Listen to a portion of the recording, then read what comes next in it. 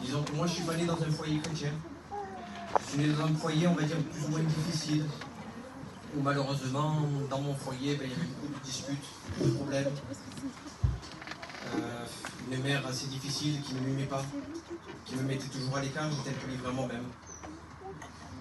Et au fur et à mesure, vous savez, quand on est livré à soi-même, on s'en chemin un peu tout seul.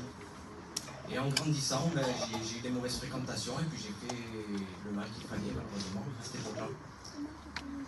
Et ça a engrangé beaucoup de choses dans ma vie. Je faisais des péchés sur péchés, j'arrêtais pas. Et jusqu'au jour où j'en pouvais plus. Honnêtement, vous savez, quand le péché est collé à nous, au bout d'un moment, on a envie de dire stop et c'est Dieu. Et j'avais un frère à l'époque qui s'appelait Tony qui me poussait à venir au réunion. Mais c'est pas pour cela que j'allais au réunion. Parce que faut vraiment que le désir vienne du cœur, parce que Dieu nous attire. Après, ça demande d'être attentif aussi. Et moi, je venais, mais j'écoutais pas. Honnêtement, j'étais un spectateur. Et jusqu'au jour où j'ai réellement compris ce qu'étaient les choses de Dieu, où je ne voulais plus être ce spectateur, mais être un acteur pour le Seigneur. Et j'ai commencé à m'approcher, et je venais aux réunions, et je venais aux réunions. Et je me rendais compte au fur et à mesure que tout ce qui touchait l'alcool, le vol, la drogue, toutes ces mauvaises choses que je touchais auparavant, je me rendais compte qu'au fur et à mesure, je ne touchais plus à tout ça. Mais c'était pas fini parce que j'avais encore un lien qui était la cigarette. Et nous savons que la cigarette, ça fait des dégâts. Ça paraît rien, 10 cm, c'est ce qui nous empêche de voir le ciel. Et moi, je me disais cela. Je me disais, mais Seigneur, il me manque plus que ça pour passer par les eaux du baptême. Et j'ai dit, Seigneur, si tu me délivres complètement de la cigarette, j'ai posé des conditions, c'est vrai, mais je l'ai dit de tout mon cœur. Je dis, Seigneur, si tu me délivres de la cigarette, je te promets que déjà je serai complètement délivré et je me donnerai tout entier à toi. Et en 2016, le pasteur, il prêchait la parole et il disait que votre corps est le temple du Saint-Esprit.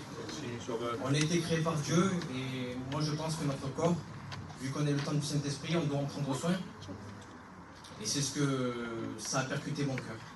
Et depuis ce jour-là, ma femme, quand je suis sorti de la réunion, elle m'a dit, c'est passé quelque chose. Elle le voyait dans mon regard, elle me disait, ce regard que tu avais, pas méchant, parce que je n'étais pas méchant avec ma femme, mais elle me disait, tu avais ce regard attristé tout le temps, j'avais un regard attristé, elle me dit, tu as un regard d'amour. Je fais, ce qui s'est passé, c'est que quand j'étais dans le secret sur cette chaise, Dieu m'a complètement confirmé que j'étais délivré de la cigarette.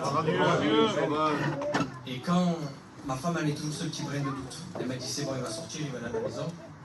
Mais le lendemain matin, quand il se lève, il y a toujours ce doute, elle va dire, il va allumer sa cigarette. Et elle me voit dans la joie, je vais direct, je prends mon café. Que d'habitude, ma routine, c'était je me levais, terrasse, et j'allais fumer. Et doucement, quand Dieu m'a délivré de ça, que ma femme elle a vu qu'un jour, 2 jours, 3 jours. Alors qu'avant, je tremblais pour 1 heure sans fumer, je tremblais. Et elle voyait que je ne bougeais pas. Elle dit, mais c'est incroyable. Je fais, mais c'est Dieu. Je te dis qu'il m'a délivré. Et je rends grâce à Dieu parce que maintenant, on sert Dieu du mieux qu'on le peut. Amen. Voilà, à l'œuvre de Nice, j'essaie de travailler pour Dieu du mieux que je le peux avec les moyens que j'ai. Et honnêtement, je remercie Dieu parce que je suis tout petit. Et c'est une chose qu'il faut que je dise aussi parce que Dieu m'a vraiment donné l'esprit de force et de puissance.